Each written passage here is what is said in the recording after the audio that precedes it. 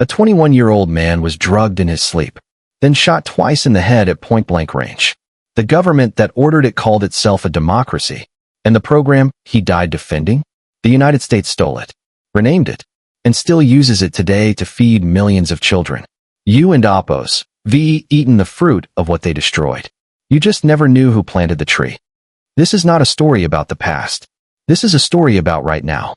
About who gets to have rights in America, and what happens when the wrong people try to claim them. I need you to picture something. You and Oppos, a black man in Oakland. 1966. Your grandfather picked cotton in Mississippi. Your father fought in World War II. Fought for a country that made him sit in the back of the bus when he came home. You moved to California because someone told you it was different here. And for a moment, maybe it was. The war had opened up jobs. The shipyards needed workers. Oakland needed people. Black families answered the call. They built neighborhoods. They raised children. They planted churches. They made something out of nothing, the way black people in America have always had to do. And then the war ended. And the city showed them what it really thought of them. Banks refused to give mortgages to black families. Not because of credit scores. Not because of income. Because of the color of their skin. Federal maps literally drew red lines around black neighborhoods. That and Oppos. Where the word in quote, redlining in quote, comes from, and designated those areas as hazardous investments. Translation, black people live here. Do not invest. Let it decay. And it did decay. The jobs left. The housing crumbled. The schools fell apart. Generation after generation watched the promise of California get smaller. And then the police arrived. I want to be precise about what that means. Don and Oppos, mean they showed up to help. I mean they arrived the way an occupying force arrives in enemy territory. Oakland Police Department officers rolled through black neighborhoods like soldiers. Every stop was a demonstration of power. Every interaction was a reminder of who owned the streets. A broken taillight. A wrong look. A question at the wrong moment. Any of these could end your life. By 1966, Oakland police were killing one black person every 3 weeks. Not every year. Every 3 weeks. No charges. No investigations. No consequences. Just bodies. And the silence of a city that had decided those bodies didn't and Oppos, matter. 2 young men sat in that silence and refused to accept it. Huey Newton was 24. Bobby Seale was 29. Students at Merritt College. Reading Fanon. Reading Malcolm. Trying to find a language for a rage that had no name. They were angry. But they were something more dangerous than angry. They were patient. They were methodical. And they did the work nobody else had thought to do. They read the law. I want you to understand what it means to read a legal code when you and Oppos, a young black man in 1966. There and Oppos, no Google. No algorithm. You go to the library. You pull the volumes. You read language written by people who, for most of American history, did not write it with you in mind. You read it anyway. Because somewhere in those pages, there might be something they forgot to take away from you. And Newton and Seale found it. California law permitted open carry. Any citizen, could legally carry a loaded firearm in public. As long as it was visible. As long as it wasn't Oppos, used to threaten anyone. The same right white militias had used for centuries. The same right used to form slave patrols after the Civil War. The same right the Ku Klux Klan used to ride through black towns at night. The same right the white mob used when they burned 35 blocks of Black Wall Street to the ground and called it justice. The law didn't end Oppos, say white citizens only. It just worked out that way. Until now. Because here in Oppos, that's what that discovery meant. For generations, black people had tried everything. Petitions, marches, speeches, lawsuits, prayers, and the beatings continued. The killings continued. The system absorbed all of it and kept moving. Newton and Seale found the one thing that hadn't and Oppos, been tried. Use the same law. Carry the same weapons. Stand on the same ground. Not to attack. Not to threaten. To witness. To say, we are here. We are watching. And you will not do this today. October 1966. The Black Panther Party for self-defense is born. And they take to the streets. When Oakland police pull over a black resident, Panthers show up. They park nearby. Step out. Black leather jackets. Black berets. Rifles and shotguns held visibly. Law books open in their hands. They stand at the legally required distance. And they watch. If a police officer walks over and says, "You can't end oppos, TB here," the Panther opens the law book and reads the exact code section. Calmly, precisely, without flinching. Now picture what that felt like. If you and oppos, a black resident being pulled over, and you look in your rearview mirror, and you see those jackets and those berets and those rifles. For the first time in your life, you are not alone. There are witnesses. People who will see what happens to you. People who will remember. And if you and oppos, a police officer who has spent years brutalizing black people with absolute impunity, suddenly you can end oppos, Suddenly someone is watching. Violence dropped. The community noticed. Word spread. Within months, the Panthers grew from 30 members to hundreds. For the first time, Black Oakland had protection. And that is exactly when everything started to fall apart. California Assemblyman Don Mulford introduced a bill. The language was neutral. The text said nothing about black people. Nothing about the Panthers. It didn't end oppos, have to. Everyone in Sacramento knew exactly what this bill was for. Disarm them. Bobby Seale made a decision. If the government was going to strip away their protection in broad daylight, they were going to make the whole world watch it happen. May 2nd, 1967. Sacramento, California. 30 Black Panthers walked into the California state capitol. Black leather jackets. Black berets. Rifles. Shotguns. Pistols. Loaded. Legal. They moved through the marble corridors past lawmakers who froze mid-sentence. Past security guards who had no legal authority to stop them. Because everything they were doing was completely, unambiguously protected by law. Bobby Seale stood on the Capitol steps in front of television cameras and said, "The American people, and black people in particular, need to pay attention to what is being done to keep them disarmed and powerless." The photographs exploded across the country. And then the mask came off. Ronald Reagan, Governor of California, future President of the United States, lifetime NRA member, a man whose entire political identity was built on the sacred, untouchable, God-given right of every American to keep and bear arms. Ronald Reagan saw those photographs, and in less than 24 hours, he endorsed a ban on open carry. The Mulford Act passed with bipartisan support. Both parties. Together. Reagan signed it into law on camera. Let that land.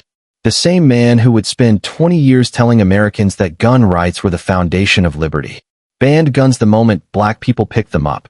The same politicians who called armed militias the highest expression of American patriotism supported strict gun control the moment the people holding the guns had the wrong skin color. The Second Amendment. The sacred, untouchable, constitutional, American Second Amendment was never for everyone. It was a privilege, distributed selectively, enforced selectively, and revoked the moment black Americans tried to claim it. The system didn't end oppos, to even try to hide it. But banning the guns wasn't end oppos, enough. Because the Panthers had already proven that guns weren't end oppos, their most powerful weapon. Their most powerful weapon was proof. Proof that black communities could protect themselves, feed themselves, heal themselves, without waiting for permission, without begging the system that oppressed them to finally decide to help.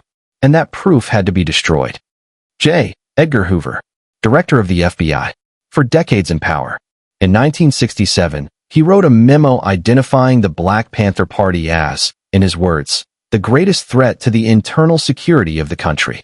Not the Klan, not organized crime, not foreign intelligence, the people feeding children breakfast. Think about that. A program feeding hungry children was considered a national security threat. Hoover launched COINTELPRO, the full force of the FBI and oppos' covert operations, aimed at one target. They planted informants in every chapter, forged letters to create paranoia between members, fabricated evidence, tipped off police departments across the country. Methodical, patient, relentless. And when that wasn't oppos, enough, they got more direct. His name was Fred Hampton. He was 21 years old, chairman of the Illinois Black Panther Party, the son of a factory worker from Maywood, Illinois. By 21, he was already one of the most gifted organizers in the country. He had built something in Chicago that the FBI found genuinely terrifying. He had brought together black, Puerto Rican, and poor white communities, groups that had been pitted against each other for generations, into a single coalition. He called it the Rainbow Coalition. And it was working. that made him extraordinarily dangerous. Not because he was violent, because he was effective. The night of December 3rd, 1969, Fred Hampton had dinner with friends, held a meeting, went to bed around midnight. His girlfriend, Deborah Johnson, was beside him, 8 months pregnant with their child. Earlier that evening, an FBI informant, a man Hampton trusted, a man who had eaten at his table, had slipped a powerful sedative into his drink. At 4:45 in the morning, 14 Chicago police officers raided the apartment, coordinating directly with the FBI. They came through the front and back doors simultaneously. Fred Hampton was in his bedroom. He didn't move. Because he couldn't because he had been drugged. Officers entered the bedroom. According to Deborah Johnson and Oppos's testimony, she heard a voice say, end quote, "He and Oppos's still alive," end quote. Then another shot. Then silence. Fred Hampton was shot twice in the head at point-blank range. He was 21 years old. Deborah Johnson survived by pressing herself against the wall, playing dead, 8 months pregnant, in the dark, listening. Chicago police told the press it was a gunfight. The Panthers had fired first.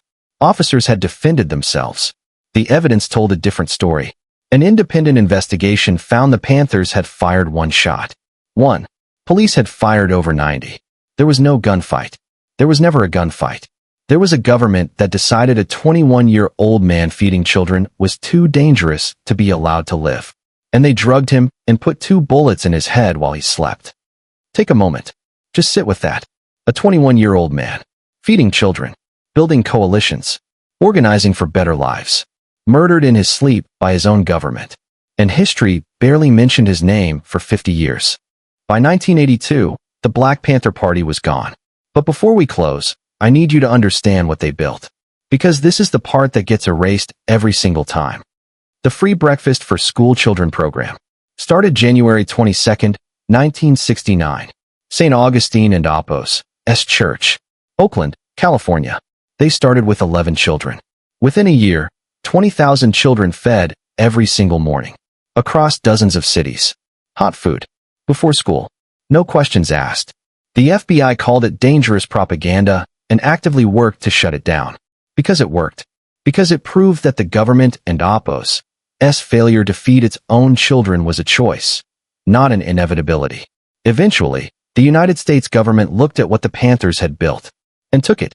The National School Breakfast Program, still running today, feeding millions of children every morning. They never gave the Panthers credit. They never will. The free health clinics. Over 50,000 people tested for sickle cell anemia, a disease the medical establishment had ignored for decades because it primarily affected Black patients. The first mass sickle cell screening program in American history. Again, the government eventually adopted the model. Again, no credit given. The liberation schools, the legal aid programs, the community patrols, the drug rehabilitation programs, the senior escort services. The Panthers weren't and Oppos's just an organization. They were an alternative civilization, built from scratch, in the gaps the government had abandoned. They were proving something the system could not allow to be proven. That Black communities didn't and Oppos's need to wait. Didn't and Oppos's need to beg. Didn't and Oppos's need permission. They could build it. Right now, with what they had. And if that was true, then the poverty wasn't and Oppos's natural. The suffering wasn't and Oppos's inevitable. It was manufactured. And the Panthers were dismantling the lie in real time. That is why they had to be destroyed. This is not a story about 1967. This is a story about a pattern that repeats in American history with such consistency that it stops being a coincidence and starts being a policy. 1921, Greenwood, Oklahoma. Black Wall Street. A thriving Black community. Black-owned banks, hospitals, hotels, law offices. Generational wealth being built in real time. A white mob burned it to the ground in 18 hours. 300 Black people killed. 10,000 left homeless. 35 blocks destroyed. Nobody was charged. Nobody was compensated. The history was buried for 75 years. The Panthers, 1966 to 1982, built schools, clinics, breakfast programs, proved that Black communities could thrive. The government destroyed them, murdered their leaders, stole their programs, erased their names. The pattern is not random. Every time Black Americans build something that works, the system finds a way to take it. Not because they failed, because they succeeded. And success, in a system built on manufactured Black powerlessness, is the most threatening thing of all. This is not ancient history. The surveillance infrastructure built to monitor the Panthers became the foundation of the mass incarceration system. The legal frameworks used to criminalize Panther activity are the same frameworks used to prosecute Black activists today. The political language, outside agitators, threats to public order, extremists, is recycled in every news cycle when Black Americans demand accountability. The names change. The pattern does not. The Black Panther Party existed for 15 years. In those 15 years, they were called every name designed to make you afraid of them. Terrorists, criminals, subversives, existential threats to American democracy. But let the record show. They did not storm a government building to overturn an election. They did not lynch anyone. They did not bomb a church full of children on a Sunday morning. They did not burn down a thriving neighborhood because its existence made them feel small. They fed the hungry. They healed the sick. They stood between police and Black residents and said, "Not today." They loved their community with a discipline and a precision and a ferocity that the history books have spent 50 years trying to erase. And for that, for exactly, specifically, deliberately that, they were destroyed. I want to ask you something. A real question, not rhetorical. If the Black Panther Party had been left alone, if COINTELPRO had never happened, if Fred Hampton had lived to be 40, 60, 80, what would Black America look like today? What would those breakfast programs have grown into? What would the Rainbow Coalition have built? What does it mean that we will never know? What does it mean that a government made sure we would never know? This is the grief underneath this story. Not just the grief of what was done, the grief of what was prevented, the futures that were killed before they could be born. Fred Hampton and Appo's son was born after his father and Appo's murder. He grew up without a father because the United States government decided his father was too dangerous to be allowed to live. Black Americans have always known how to save themselves. Every generation. Against every obstacle.